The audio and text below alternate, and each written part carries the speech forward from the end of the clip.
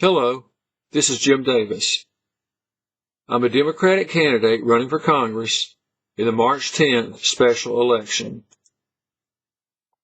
It is the weekend before the election, but there is an important question voters need to ask of their candidates. They need to know how their candidate stands on boots on the ground in Donald Trump's war against Iran. I say this because the 82nd Airborne Division is making themselves ready for deployment as we speak. I have been firmly against this conflict since the beginning, and I remain so today. I am disheartened that America is using its overwhelming firepower to kill civilians in another country, including schoolchildren. In the first week of battle, it is clear that America is the one who bombed a school full of children. There were 100 deaths counted, and more are being discovered every day. Now the number of schools being bombed has reached 4. As harsh of a reality as it is, we know from our experience in Gaza that this is part of Israel's pattern to destroying a people. If you recall, in a highly publicized bombing of a hospital in Gaza, in which Israel said was an accident, but as the news coverage diminished, there was another bombing of yet another hospital, and then another, until 20 hospitals were bombed. The Israeli military continued this approach in other areas. In some months, they would bomb churches, one after the other, until all the churches in the region were destroyed.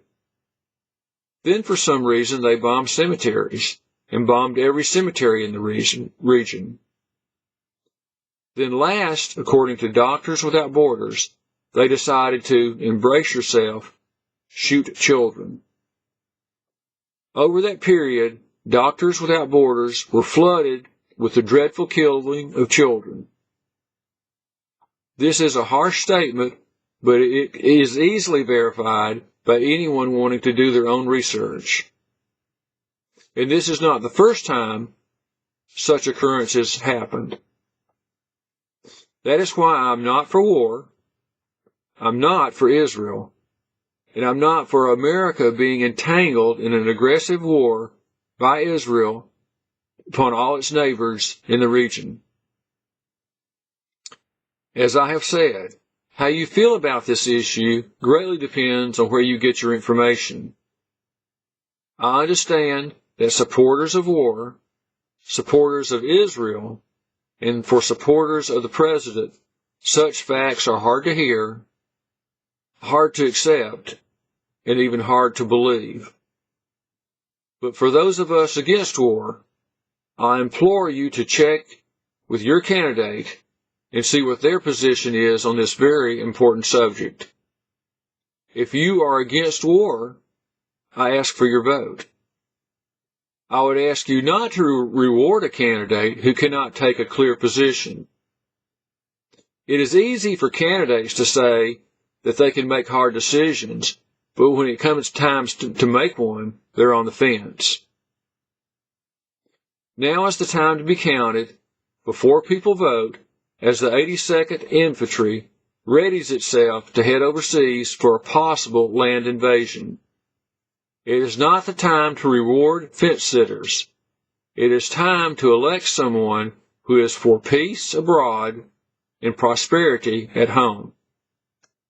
Thank you. This has been Jim Davis. I need your support on March 10th in the election for Congress.